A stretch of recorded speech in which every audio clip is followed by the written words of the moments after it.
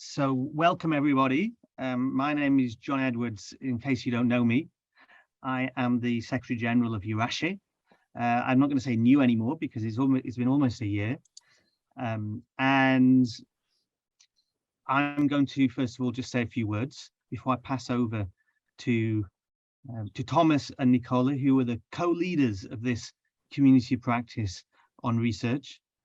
But thank you for joining us, and look, hope you're having a nice lunch, or you've had a nice lunch, and you can digest some of what we're about to say. So this is a meeting of the community of practice. It's a webinar, but I will explain after Thomas and Nicole have spoken, and also that we've exchanged with some of the participants of the meeting we had in Fulda in Germany in April. I'll explain about what are the community of practice that EURASHE organizes, how they're organized, and then also a little bit more about the next physical meeting of this community that will happen in Brussels, and invite you to become more involved in the community, as well as Thomas and Nicole talking to you all about the possible themes. This community, I won't say anything more than this, but I'm saying these communities are open communities that we want you all to be involved in, whether it is online or physical meetings. We want to build new ideas, new projects together, and you're all invited to participate. This is a webinar today, but I think in the future we will have the online meetings organized in a meeting format, so you can actually intervene. But today you're welcome to put your questions or your comments in the chat or the Q&A features of the webinar. But anyway, once again, thank you very much. Looking forward to this webinar, to hear from the people who are really involved so far. And I will straight away then pass over to Thomas and Nicola. Thomas, just as a way of introduction, Thomas is from the University of Applied Science of Fulda, and Thomas with his colleagues did a fantastic job of sort of relaunching this community around research by organizing an event in Fulda in April. We also had an online meeting at the end of last year, which sort of preceded the Fulda meeting. So I just want to again thank him for all the work that you've done, and also then to introduce Nicole Zinkovicienne. She's our board member, and as I'll explain later, these communities are led by one of the members, EURASHE members, along with someone from the board. So thank you, both of you, for being here, and I'll pass over to Thomas first. Okay, thanks, John, for the introduction, and thanks for facilitating all the work on the research community of practice. Indeed, we would like to share some of the results, findings, experiences we had in April when we met in Fulda, the participants of the research community of practice. And this is the part where I introduced some of what we did, what we discussed. And we have also the opportunity to hear from Nicole from other activities related to the research community of practice, and from Marek Frankovic, who will share of his experience of participating in the research community of practice in Fulda, giving some insights from his institutional perspective on development of research in the community. And finally, we would like to share with you our views on the outlook, on how we could proceed together with you, hopefully in November in Brussels. And we would like to collect some of your wishes, ideas, expectations to plan the next event, the next meeting then. So I would let me start looking back to Fulda, and also looking back how and why we started with this research community of practice. well, just today we have with you, and we will see if Armando Pires from the board will join us later. And let's see if Alorna from Shannon University might join us as well. She was another participant of the research community of practice in Fulda, who would like to share some of her perspectives. Yes, I will just start with the slides on objectives, but giving a little bit of background of myself. As John said, I'm working as an EU Liaison officer at the University of Applied Sciences Fulda. And as a University of Applied Sciences, we are still a relatively young organization. We will become 50 years old in 2 years, so this will be a big anniversary.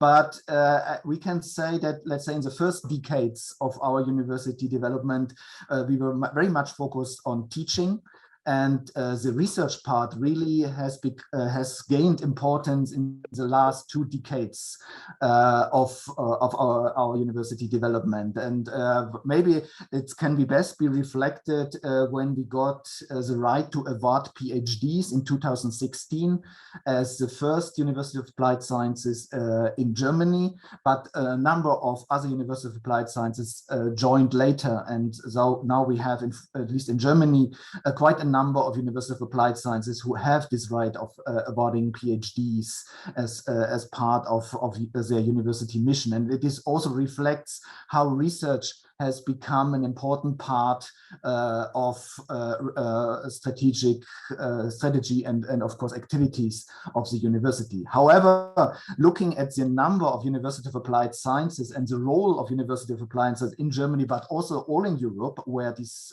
kind of higher education institution exist, this is not really reflected in the participation in European research funding programs. If you look at Horizon or other European funding programs, University of Applied Sciences are really a minority. And I can say openly from our perspective, we had in the whole Horizon 2020 program 1 project where University of Applied Sciences Fulda participated as a partner, and we had another one in a joint programming initiative. But this is, of course, not really reflecting our role in the research and education system. And I'm aware that this is not just an issue of Fulda University.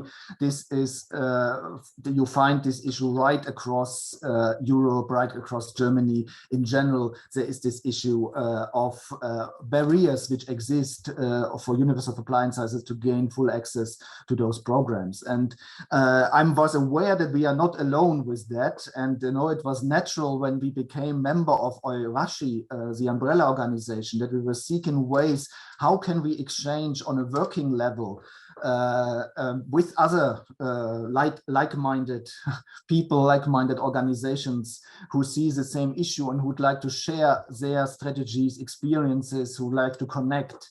And this is then leading to this idea of a community of practice among EURASHE, among like-minded organizations, so that we support each other in developing our institutional strategies to access EU funding programs, to see how can we collaborate in capacity building at our universities, and how we can increase the networking. And this is also the big opportunity of a network such as EURASHE, that we have contacts all over Europe and can use this for networking and working together, collaborating on those issues, and hopefully finding good synergies between our teaching, which is of course still a big, big priority, but also the transfer or third mission, which is a strong aspect of University of Applied Sciences, now where applied research is in the name of the organization, and of course research in the various programs. So it was the general background to see how can we make use of being part of the network work and develop together in a way that we can get better access and better representation in the EU funding programs, research funding programs which exist. And we feel that's good to have a small group discussions, meeting face-to-face where we can discuss very openly, and of course involving a wider audience through online meetings as we have today and as we had in the very beginning last year with the kickoff of the whole idea. Okay, yes, that's, let's say so far a little bit about the background, how we came to what we did. And this is just an overview of the organizations joining the Fulda research community of practice. And you can see it's a really nice mix of East, West, South, North, representing different University of Applied Sciences and similar organizations across Europe, in Ireland, in Poland, in Netherlands, in Lithuania, in Germany, of course, and of course from the EURASHE office as well. Okay, and what we did in Fulda is that we invited first 2 keynote speakers to give us input, to have something to work on. And I just want to share a few of the findings, results, discussion points our keynote speakers shared with us. So the first one was Dimitri Kopakis, who worked before for the European Commission and as an expert in those funding programs, especially Horizon programs, and also the aspect of widening and access to those programs. And of course, he confirmed the finding that there are disparities in research innovation performance reflected in the participation in the EU funding program. I mean, the successful participation. If you look where the funds are going to, this is really not balanced around Europe. So there are regions with better access, regions with less access, but also looking at the type of organizations. If you look at University of Applied Sciences, or you can also look at small and medium-sized enterprises, there are different disparities also between types of organization, geographical location. So that is an issue in the Horizon program. However, the points he gave, of course, are maybe also reasons or ideas of reflection, what you can do to close those gaps which exist. Of course, this has to do with research and development investment available. It has also to do with the synergy of national, or in German, you can even say regional research systems, as we are decentralized, and the EU research landscape. But it's also something you need to ask from a university perspective, if your priorities connected to regional or national strategies have a good fit with the priorities on EU level. The aspect of absorptive capacity, we all know how laborsome the development of proposals are, and also the management of projects requires capacities, staff resources, etc., which is not an easy issue for smaller and younger organizations. And also the question how much access you have to international networks. Again, I come back to the original idea why we would like to have a community of practice, to increase the EU networking. At least this is a finding for my organization, that people are often very good connected to regional or national players, but doesn't have such a international European network at their fingertips, so they can rely on and easily or quickly connect to answer call for proposals, for example. And there are other issues with information communication and training, which is more or less related again to the absorptive capacity. So these were the aspects which let's say why even confirmed and visible from the Commission level, so they are aware of those. And this is food for thought for us, how to deal with those issues. And then Dimitri also pointed that, of course, we are not in Europe alone. There is even a global development leading to this, I would say, hunt for excellence. Something, we just have to be aware of, and you cannot get away with it. So that is something to deal with.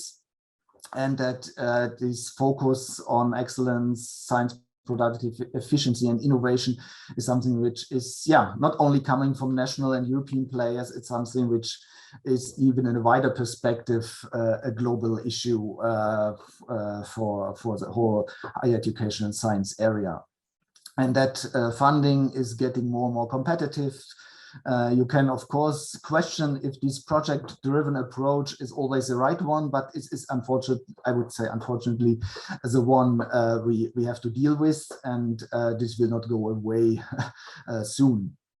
And of course, more and more partnerships are necessary and visible on a global scale, so that as a small organization, you might not be able to do all alone. You are maybe dependent on long-term connections. And think of the European University Initiative with the European University Alliances. All this relates to this issue of how you can best deal with this, let's say, competition and drive for excellence. So I will leave it here as a food for thought we got in Fulda from Dimitri, and point to our second speaker we had in Fulda. This is Marika Schmidt from the European Liaison Office of the German Research Organizations. Maybe I give a little bit of background for those who are not aware. This COVI, or this European Liaison Office, is a support organization for all universities in Germany. So we can approach this liaison office for individual support. So if members of university are planning a proposal, so there is an individual support help, of course, not with the science part, but with the non-science part of proposals from this liaison office. But university government boards can approach this EU liaison office in Bonn and Brussels as well for strategic support, for so-called strategy meetings to develop university strategies. And Marika Schmidt gave us some of the findings and experiences the liaison office had in the last years when dealing also with University of Applied Sciences boards to develop or helping develop institutional strategies in research or internationalization in general.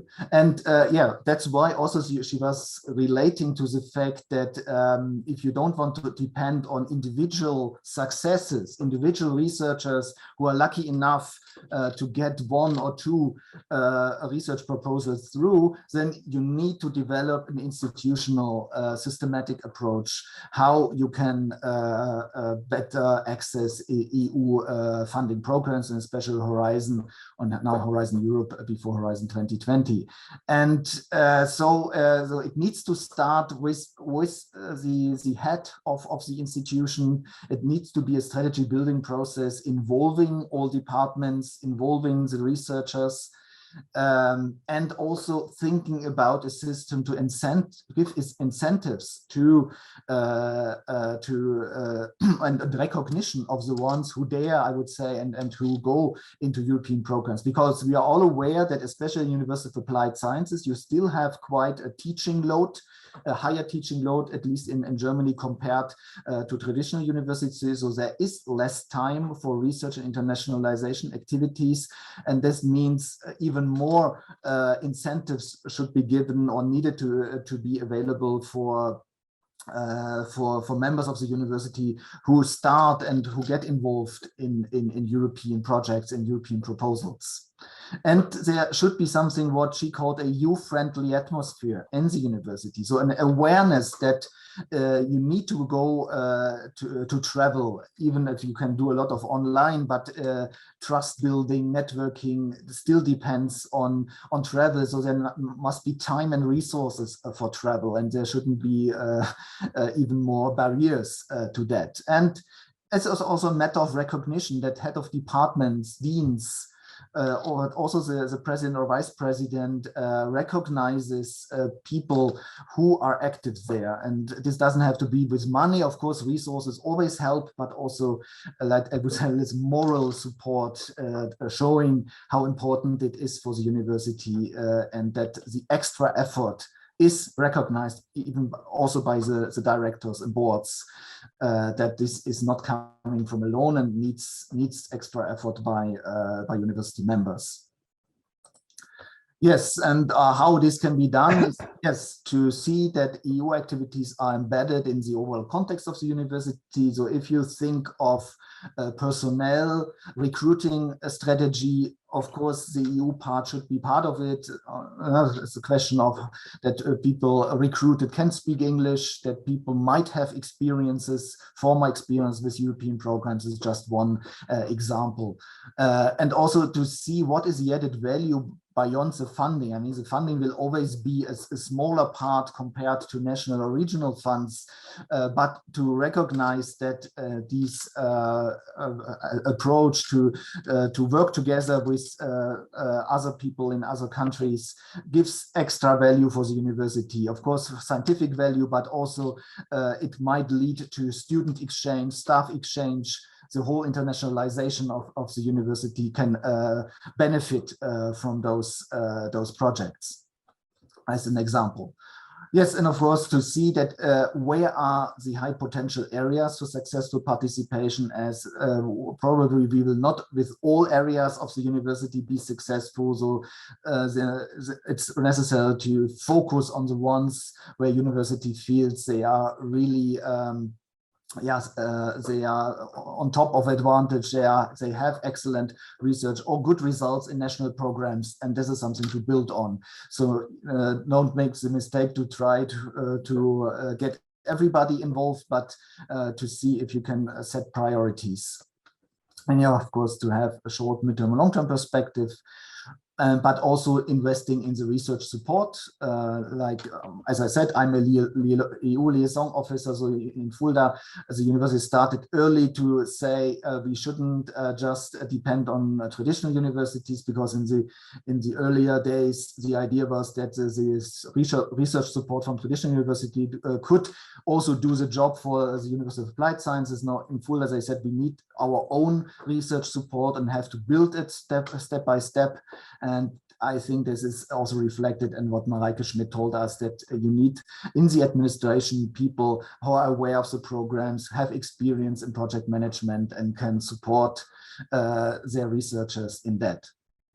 Yes, and we are coming back to the incentives of EU activities to say, okay, to provide a EU-friendly environment. Okay, so that are some of the aspects we got from the keynote speakers, and that was from the EU Liaison Office of the German Research Organizations. Yes, that was the input part what we had in Fulda, and we then had a very interactive workshop, what we called the SCOT analysis. So all the participants were invited to analyze the strengths, challenges, opportunities, and threats of participating in EU research funding program as University of Applied Sciences or professional higher education institutions. And I just share now a few aspects which came up during this interactive session, and I would be curious if you recognize your own organizations in that, your own experiences, something you can even share if you want in the chat. Yes, well, when we look what are actually strengths of University of Applied Sciences, what are the aspects we can put forward when planning institutional strategies of participating in EU programs. Yes, of course, there is a well-experienced academic staff. Most of them, I assume this is similar in all European countries, have experience not only in academic world, but also in the private sector or in industries. So this is maybe an advantage compared maybe to traditional university, which recruit their staff maybe more from the academic sectors. We have already, or many universities have already experience in implementing EU research projects. Not many, as I said, there's a few, but the few examples which exist show that this is possible. It's not impossible. So University of Applied Sciences are able to do it. The examples we have demonstrated. And of course, we need to build on those experiences we have. Those who have the right to award doctoral degrees, of course, can put it forward, and which also shows a certain research strengths.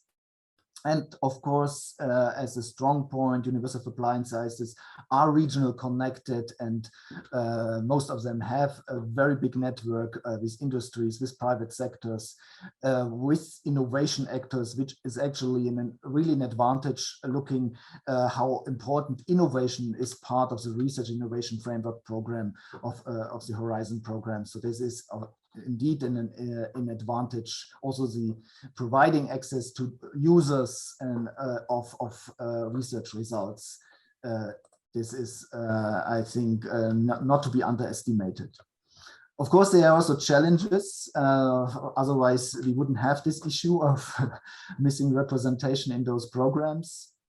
These so far limited resources to ex-EU funding programs. I have spoken about aspects like teaching load, which is higher in University of Applied Sciences, and often the support structures are still built, or in some aspects even not existing yet, which are, as we heard, are necessary to be successful. Yes, then there is this limits of networks, as many organizations have, or as a regional focus so far in their research, so that you don't have this quick network of building powerful consortia in order to respond to call for proposals. Also, the research facilities are limited. If you think of lab research infrastructures, this is often not yet comparable with I would say, traditional universities, and also the research capacities, as this depends still very much on individual professors, individual university members, how research active in the end they are.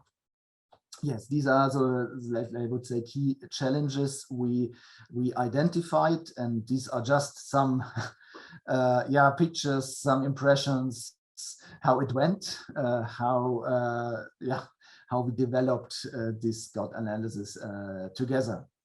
So as I said, it was a lively event in Fulda. And just before I give the word to Nicole, for her perspectives and some more aspects to consider in the research community of practice, let's look at the opportunities and threats. Of course, the opportunity, as the research community of practice shows, is there are networks as EURASHE who can help to develop networks.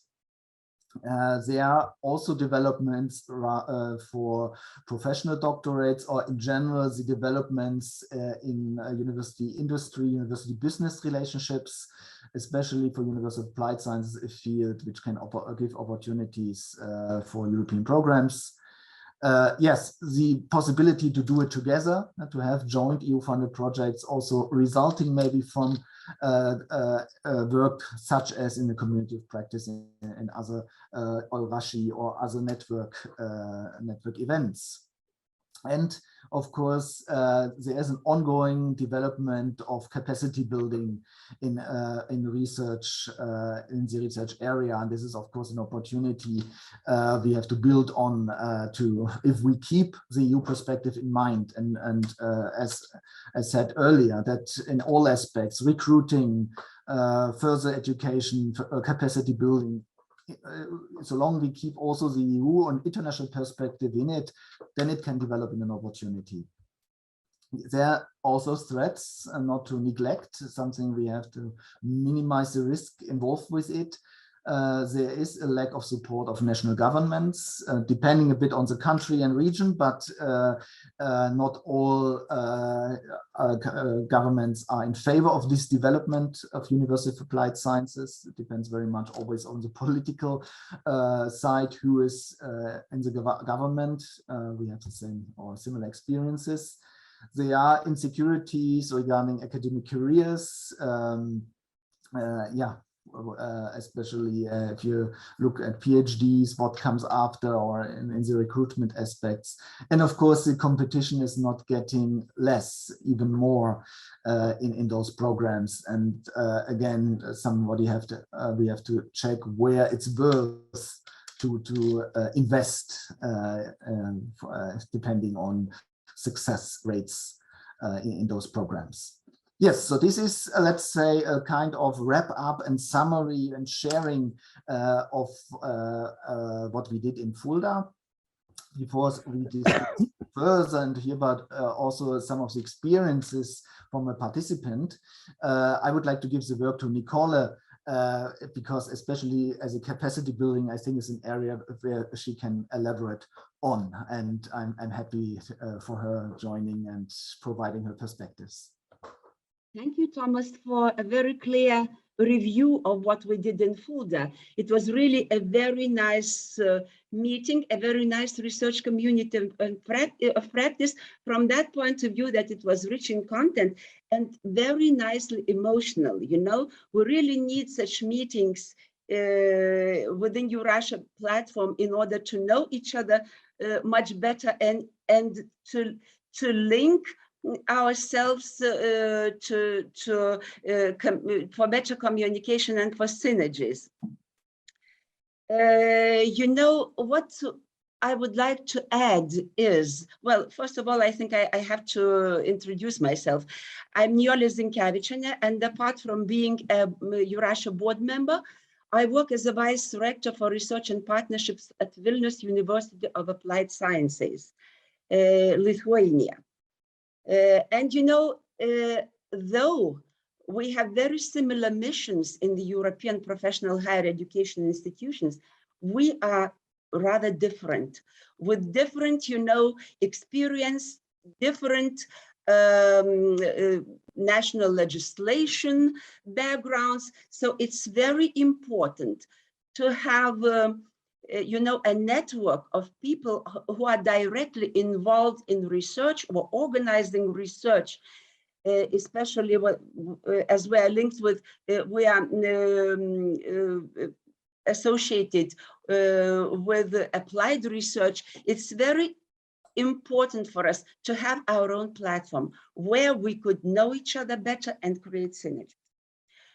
What I would like to add to what Thomas has said is that he already showed us that EURASHE has many projects. EURASHE initiates projects and participates in them. One example of such projects is directly associated with research, and it's coordinated by Jagiellonian University in Krakow, with Marek Frankovich in front, and he's with us today, and with Polish, German, Irish, Portuguese, Lithuanian, Maltese, and EURASHE representatives. We are working on a project called RECAFE, that's enhancing research staff capacity in professional higher education institutions. This is a very specific project. We will finish it in the end of this year, but you already can see very many useful and already, you know, adaptable, I think, things in our website. What we did, what we have already done is that we have formulated the learning outcomes for the research staff of professional higher education institutions, which are really different from those that, let's say, research or academic universities are involved. And having these learning outcomes, we have worked on the online micro modules where the capacities or the competencies that, let's say, research staff lacks might be really improved. Besides, you can already find a self-assessment tool which enables researchers to assess themselves, just answering some questions and evaluating your own, let's say, experience and skills and knowledge. And when you see that you lack some competences, the micro modules, the online macro modules would help you to gain these competences. We really hope that the project will be really good and useful for our research staff. And if, let's say, there is a wish and if you are interested in the project materials, when we finish the project, we would gladly organize a separate research community of practice to inform you, to present the outcomes of the project, so that you could really offer them to your staff members, to your researchers, and help them to improve. What else I would like to say? I would like to say that we have thought of different, formats of working together in applied research, of linking people from different professional higher education institutions. But we think that research community of practice is the best format. And especially if we have meetings in live format, I would just strongly recommend to join these meetings, because remembering Fulda, I can say that usually we meet in the places where you could learn. We will meet in the places where the right people would be invited to just to share their knowledge and experience. And we will be there together for workshops.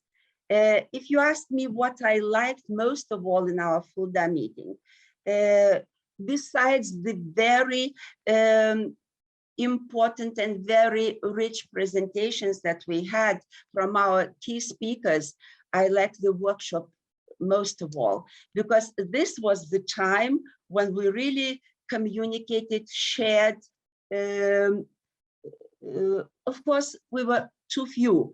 If a bigger group was in Fulda, I think we could already have a bigger picture of strengths, opportunities, well, maybe not threats, because these are the most important, I think, but challenges as well. I think this is the format that will help us to work together.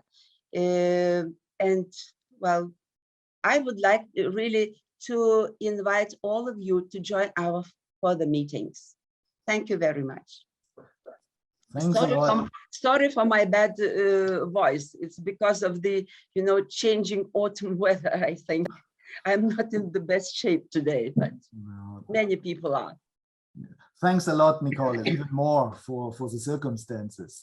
But I think that is a perfect handover actually to Marek Vankovic, which is in your project, EURASHE, but of course also participated in Fulda, and maybe can add a little bit from his perspective, also maybe from his institutional perspective, to what we shared in the last minutes. So please. Thank you very much. I would like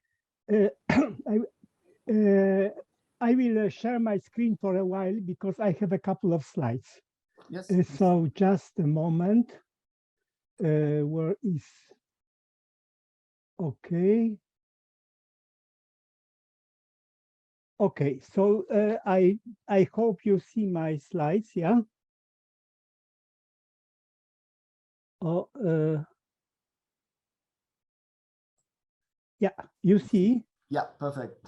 Okay, so just a couple of remarks. So first, this meeting in Fulda was very interesting to me, especially as it was mentioned already today. It consisted of two parts. So first, we got very nice introduction to, let us say, research policy elements. And on my notebook, I have several pages of notes of keynote speakers. So it was really very interesting from a point of view of, let us say, top-down approach to development of applied research. On the other hand, as Niola already mentioned, there was very interesting workshop, and here just 2 slides I made.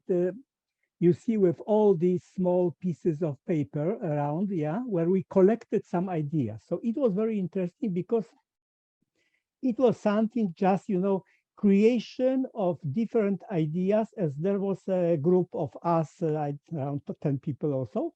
So we had different ideas, approach things from different points of view. So you can see that we have war in Ukraine, EU funding, professional doctorate, internal collaboration, translational research, and teaching and students. So you see research support. We had many elements like this. And it was very interesting because it gave us a background for all this SCOT analysis, development, and so on. Now I would like to show you second slide. I just picked up parts of this picture, big picture. You see this region and that region. And I identified some concrete things which appeared among these different ideas, which can be used for further discussion. So first, we know that what is very important, it is general problem of funding. So just we saw that funding appeared in many places, what to do, if it is insufficient funding sources. So in general, I think there is one general issue of funding applied research. For example, how professional higher education institution can apply for funding, where are funding sources, what to do in order to apply efficiently for funding. Second keyword, which also appeared in many places, it was networking, yeah? Then it was professional doctorates. Maybe we can propose a mathematical equation, professional higher education plus applied research gives professional doctorate. So maybe, I know that professional doctorates also appear in academic higher education institutions. For example, at my university with over 600 years of tradition, we also have professional doctorates at Faculty of Chemistry. So, but anyway, maybe one can think about a kind of pattern or some just the motivation of professional higher education institutions in different countries to look for possibilities to organize these professional doctorates and training also in this domain. Then already Niola mentioned Project Recafe. Here there were some small pieces of paper put by myself, yeah. So what is important within this project, we have to develop kinds of recommendations, also policy recommendations. So here, it could be also something important, because if in our discussion of community of practice appear some ideas, and we know that it would be good to do something new, it would be good to change mentality of policymakers. So if we have some general ideas, even partly wishful thinking, we can think, okay, maybe we'll put it them in form of recommendations. And then additionally, you see, we have some keywords which are also important, like capacity both of support services and capacity of staff. We have also risk management, because very often we overlook possibilities of risk, and we know now we have COVID, we have war in Ukraine, so many things appear. So also it would be maybe very important if we have this applied research community of practice, we put a stress on this risk management, especially as our projects, our activities have very often, let us say, local character. And locally, you have more possibilities for some risks, because if you have just a smaller region, so you can have, for example, flood, you can have some natural disasters, you can have some crises, some accidents, and so on. So maybe it would be also something important that we put much stress on this problem of risk management in the context of professional higher education and applied research. And finally, excuse me for this here, misspelling, it is not visual, but virtual research environment. It also appears. It is also more and more important, and now there is a very big literature, there are conferences and so on, virtual research, or kind of decentralized research, like, for example, many researchers can work in a network looking for some solutions, making some simulations, and so on. So here among my reflections, there are some keywords. Additionally, just today, when I got this new EURASHE strategy, so just before our meeting, I have put the strategic objectives which appeared in this new EURASHE strategy and thematic priorities. And we see that practically everywhere we have strong links to this applied research. Because, for example, if we have strategic objective demonstrate relevance, so the role of applied research in professional higher education development, because we know that there are conflicts because some academic institutions do not want us to make research. So it is important for relevance. As for self-members, training provisions, already Niole mentioned that we have some materials from RKF, and also there are some other training materials from other projects. There are individual experiences of professional higher education institutions, for example, from Germany. So one can say, okay, EURASHE can serve members in very concrete way. Please, here we have training provision. If you want, we can organize you some meetings, or even when we have training materials, we can use badges and micro-credentials, for example, look for recognition of competences and so on. As for expand membership, maybe also some RDI institutions or some training companies which would cooperate with us on applied research could become EURASHE members or associate members. So it also can expand our membership beyond educational institutions. And as for increasing resources, naturally new grants. The same if we look back at what we discussed in Fulda and look forward to EURASHE strategy. So we see that if we take these thematic priorities, so skills and talents, so we have already this applied research competence framework. Quality and innovation, we can promote, for example, creativity. As for research and internationalization, so they are related per se with what we are doing. And as for local and regional impact, it is this applied research for regional development. So we see that what we have discussed here in Fulda, yeah, what we now are also elaborating is directly related with EURASHE's strategic objectives and thematic priorities. And the last comment is like this, that also what could be important to us is kind of integration, because we are now working on these R&D competences, R&D community of practice. But we know that at European level, we have also green competence framework, digital competence framework, and entrepreneurship competence framework. So maybe also we can look at professional higher education, how to optimize all this. For example, if we think about a community of practice for research, what is important for green research? How digital technologies can be used in research? And also what also appears in our discussion, for example, and also in RKF competence framework, what kind of entrepreneurial competences are important to conduct efficient research with possible implementation and participating in R&D activities. So just it is this couple, or I will just show us more here. Fulda, input, here links to EURASHE strategy and some more general frameworks. So these are just comments I wanted to present. Okay, thanks a lot, Marek. I think that, yeah, builds the picture really nicely, and it reminds me that in last calls in EU programs, the Commission has spoken about the triple transition challenge, which research and other innovation programs should respond to. And the green transition, the digital transition, resilience, which fits very well with what you described with the green competences, with the digital competences, with entrepreneurship competences, which are strongly related to research and development competences, and maybe cannot be really differentiated anymore if this is growing together anyway. Okay, but this just a side issue. Coming back to the research community of practice, before having this outlook what we plan next, I think, John, you wanted to share with us a little bit more about this whole approach of research community of practice in EURASHE.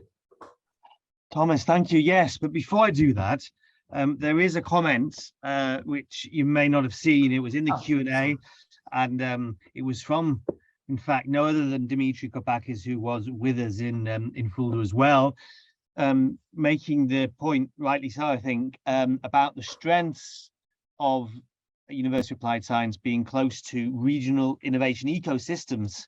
And that wasn't included in the strengths on the slide, but I think it was spoken about when we met, correct?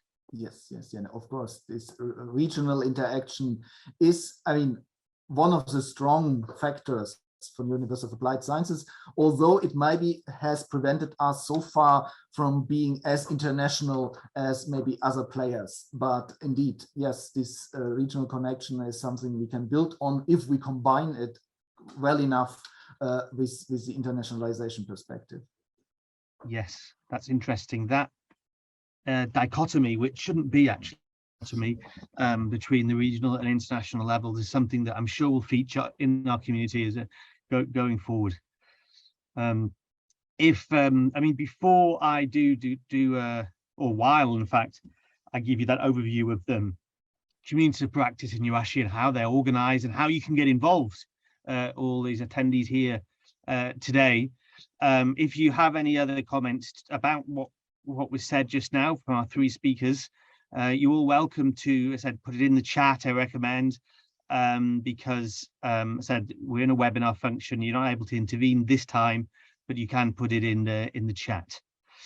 But what I will do is, I have 2 slides only, so don't worry, but this is just for you to visualize how we are organizing our work in EURASHE, in fact, as a whole. Of course, there's a lot. Let me put it on presenter mode. There is a lot that we do in EURASHE, sort of beyond the community of practices.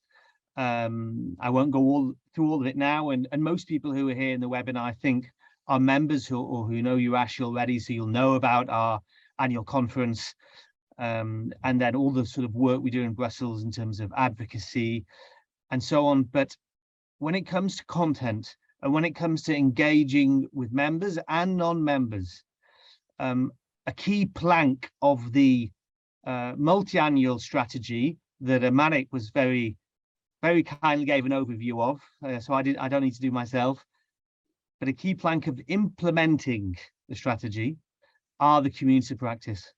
I think Marika introduced there the objectives and the thematic priorities, but in terms of implementing that, linking what's going on in Brussels with the policy working groups and so on, and the membership, are these communities of practice.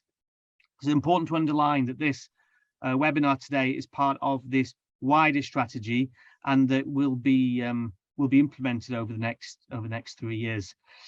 And so this community practice, we're having 3. That's the maximum we're going to have, I think, for now, because we really want to concentrate. These are our three main areas that we, thematically, that we have in EURASHE. The thematic, we do have slightly more thematic priorities, but I think some of them are horizontal. I'm thinking especially now about regional impact and internationalization are thematic priorities, but they don't have their own community of practice because they cut across all these things. And it's not because they're less important. We want to integrate those elements in all our discussions. But the 3 communities that are launching this year or have been launched, this is one of them, the research, are displayed here on the slide. So the research one, so we launched it in April 2022, and we've got the meeting of the core group on 11th of November, and I'll the next slide I'll explain what that core group means. It's co-led by the two fantastic speakers you've had just now, Thomas and Nicole. And from the Secretariat side, I will be the one supporting it. My background, by the way, is I was in the Joint Research Centre of the European Commission for 9 years. So I've got a keen interest in this subject.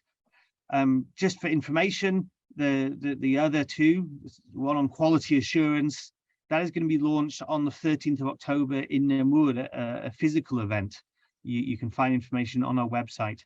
I should add that they're kind of a relaunch of the community of practices, because some of them had started, but this is before sort of the new board and new secretariat took over, and we are, as I said, packaging them as our core implementation measure of the of EURASHE's work.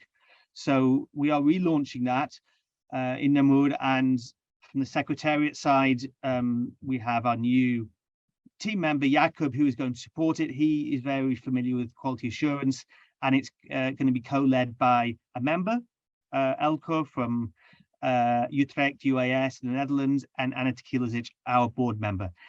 And then finally, there will be one on future skills, and I don't know whether anyone saw the news last week that 2023 is the European Year of Skills. So we have no excuses. We've got to organize, we've got to launch our third community. We will do by the end of the year on future skills. So I said, these communities, what are they? They are, on the one hand, open, very open communities where anyone can easily join. There's no bureaucracy at all. We'll keep your email addresses for giving you notice about online meetings. We'll add you to the Microsoft Teams group, where you can sort of find news and interact with other people in the community, and you can leave at any time. But within this wider community, we do want to try and create a sort of core group. We'll come up with better names, by the way, for all this. Even for the community of practice, I would like each one to have a more appealing name, and also for the core group, the inner circle, whatever you would like to call it. But this is a group who meets more regularly, who meets in person, and he sort of comes up with ideas for the wider community, debriefs the community about our physical meetings like we're doing today. And as mentioned, they are led by a member and a board and someone from the board. The meetings of this core group, they are co-financed by EURASHE. What that means is, if you are a member of the core group, we'll pay for 50% of your costs, and in practice it means every other meeting we'll pay for travel and accommodation. So on the 11th of November, that is the next meeting of the core group. It's in Brussels, and people who were in the Fulda who want to be part of the core group, which I think is everybody, we will support their participation. If you would like to come to Brussels and to join this core group, and we'll write to you after this, and to the participants from the previous online webinar last year, we'll write to you to invite you to join that group. I said there is a maximum number, and that's simply because we have a limit on what we can finance. By the way, one of the things we would like to do, and I'll put this on the table now, although I said the communities are open, and they're also governed by the members. You know, the secretariat, which I lead, we're there to facilitate the communities. We're not there to run them. We facilitate the online and the on-site networking and meetings, but they are run by members. But one thing I would like to put on the table is that the November meeting, one of the subjects that we think about is in fact to have a European project. It could be coordinated by EURASHE, but we don't know. And that project would help to finance the activities of the community of practice. that we do have some of our own institutional financing, but it's limited. Why not apply? Because I think out of the 3 community practices that we have, the one on research needs most support. As quite clearly Thomas and Nicole, they pointed out, and we had the RECAFI project, you know, in applied research is not as well funded as academic research, but I do know for a fact that the European Commission and other funding bodies don't see that as in fact, they want to change that, but we do need quality proposals. We need capacity building work. And I think a project probably financed by Erasmus rather than Horizon itself, but in order to increase capacities among our members to engage in international research projects, I think that would certainly be a very worthwhile thing to do, is to apply for that, to give us those extra resources. So that's what I would just like to say. It's there's a picture, just to finish off there, of the front cover of the EURASHE strategy.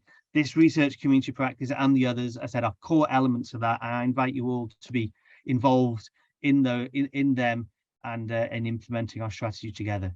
So thank you, Thomas, and back to you. Yes, thanks, John, for giving this outlook. And actually, the last thing we have for today is sharing some of our brainstorming on topics and ideas for not only for November, but in general for the next meetings and next activities of the research community of practice. So just a second, I will share my slides again.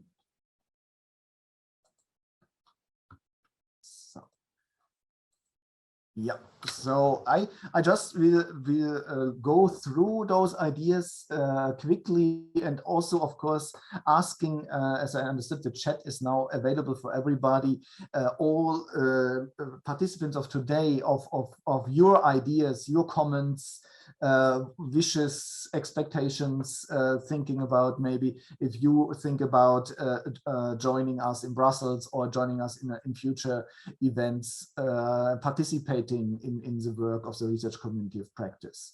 So just a quick run through so ideas which came up. I think Marek mentioned some of them already, the idea of these further developments of professional doctorates, the green skills and green aspects of research, green transition, which is a big topic, but also the aspects of sustainability strategies.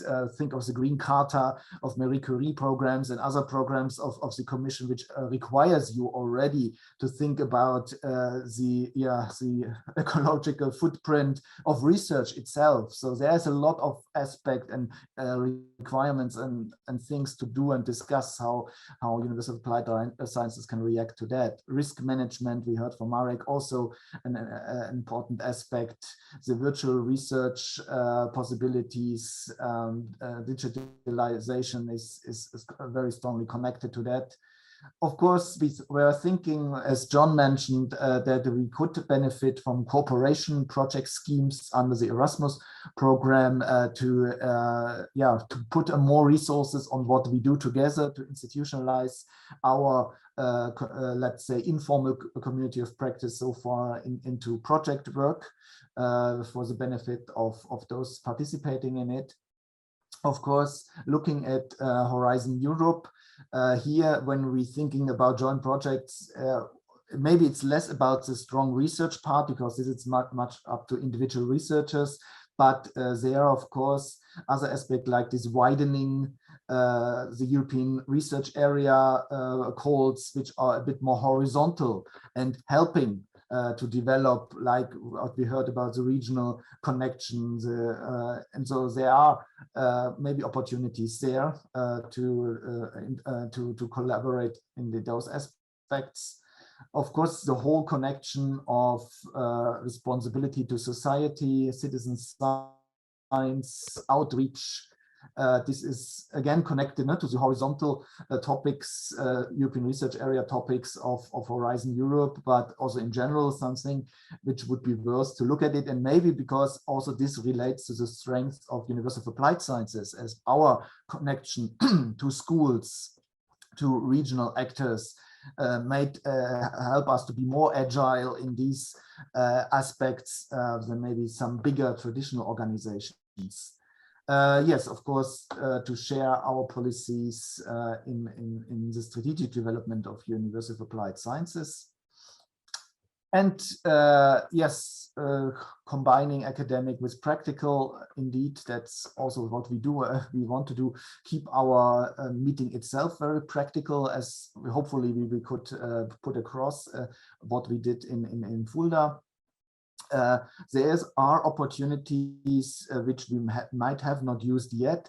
All of us are in Erasmus, and there are these staff mobility possibilities the Erasmus program offers. So this is also an aspect when we could think about expanding our collaboration, maybe in bilateral exchanges or trilateral exchanges, or connecting it to staff development weeks. So there are also opportunities there which might not have been used so much in the research area so far, which might have been connected more to teaching but nobody prevents us from using this also for research or research support.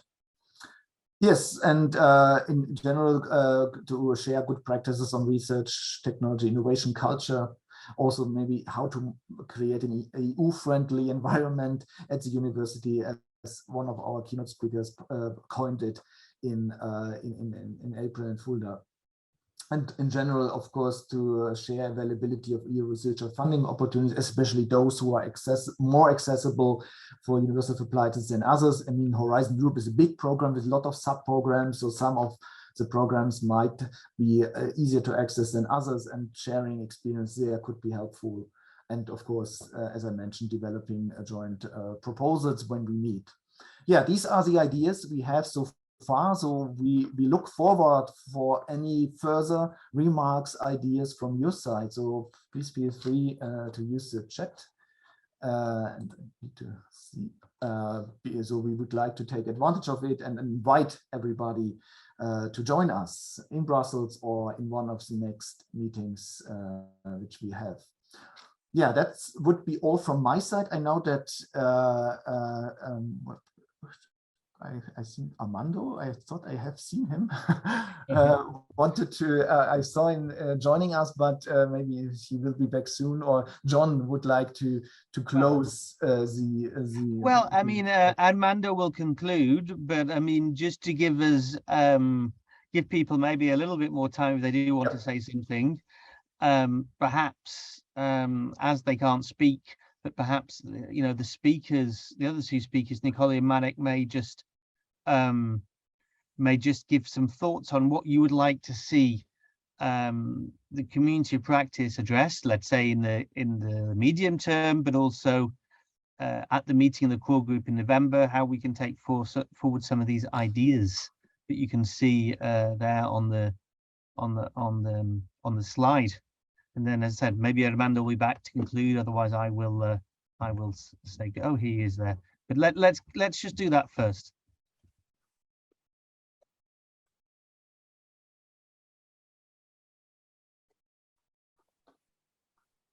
Well, good afternoon, everyone. I think I can start speaking, even waiting for some potential contributions from the participants. I think this is, of course, a community, so all the community is invited to participate actively in this important structure that we are implementing in EURASHE. I would like, starting by, apologize for being 2 minutes late, but you know, we have a British Secretary General, so we need to do it sharply at the very beginning, and I appreciate, John, that you started this meeting. Welcome all the participants, and I also would like to thank, of course, the speakers, the co-leaders So Thomas Berger and Nihole that will in the future and are co-leading now and will, of course, in the future being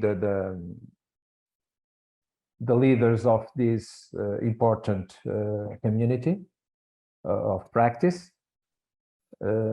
Also Marek, I was with Marek in a virtual way this morning, early in this morning, and we spoke about this meeting, and of course I appreciate, of course, also his contribution. But I would like to stress the important figure that I see in my screen. So we keep the 41 participants, of course, with also the speakers. But this figure is really important, and I noticed that we maintain this important figure along this hour, the last hour. So this reveals what people think about this community. Well, we are in EURASHE, we are now preparing the future, discussing the strategy for the next 3 years. We have a draft of that strategy, will be discussed, and we started with the board, will be discussed with our committee for strategic advice by the end of the month. Then we will, the board will have other opportunity to address the strategy, and finally this strategy will be adopted in November, and well, preparing the next 3 years. One important aspect of the strategy is, as John already said, is the community of practice. And we think about 3 communities addressing 3 main areas for the PHE, the professional higher education. We consider that main areas for the members of EURASHE, and we intend during these meetings, and John just presented the structure that we intend to implement. So with some hybrid events and also online ones. But we want most of all to share experience among the community, of course, to learn from each other, and also from people outside the community that we will invite certainly to present, to give contributions to all of us. Of course, we want also to have some outputs from this community that will be important for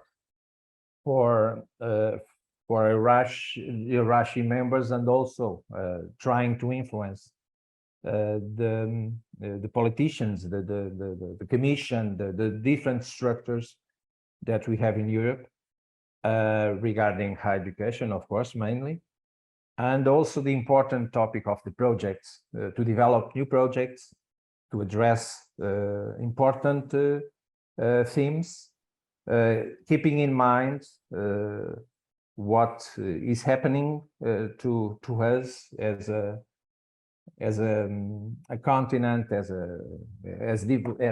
with all the diversities that we have in our countries, and keeping in mind that things are changing so rapidly that we need to be active and to be aware of what is happening and to address important topics to our development. So I think that this kind of strategy involving people from different backgrounds, different countries, maybe, and of course, different expectations. I believe that we all have different expectations, but I think we have a common goal and with this common goal of working together, of being inclusive, of trying to develop our societies, I think is the most important and the most important contribution that we can expect from this group. So I believe, and I will end with this, I believe that the future of this kind of structure is really, well, I see it shining. So I think, and I'm here for a long time, and I remember the different approach that we had in the past with the working groups, and I believe that this new model is much more effective, and I think so. So I invite you all to participate in the future meetings, to be active, to collaborate, to try to be involved, really involved with us. And we in EURASHE, we will try to respond to your expectations, most of all. So that's it. A final thank to the Secretariat that, of course, is supporting also this kind of activities. The EURASHE Secretariat, I think it's important to also thank them. And well, I hope to see you, many of you, in November, the 11th, if I'm not wrong, of November, lively in Brussels. Okay, John, I pass the screen to you. Well, I'm not going to say anything else. This Okay. is I would like to say thank you and goodbye. It's your community, and I think you've done a fantastic job. Thank you to all for being involved. Goodbye. Okay, thank you, and see you in Brussels.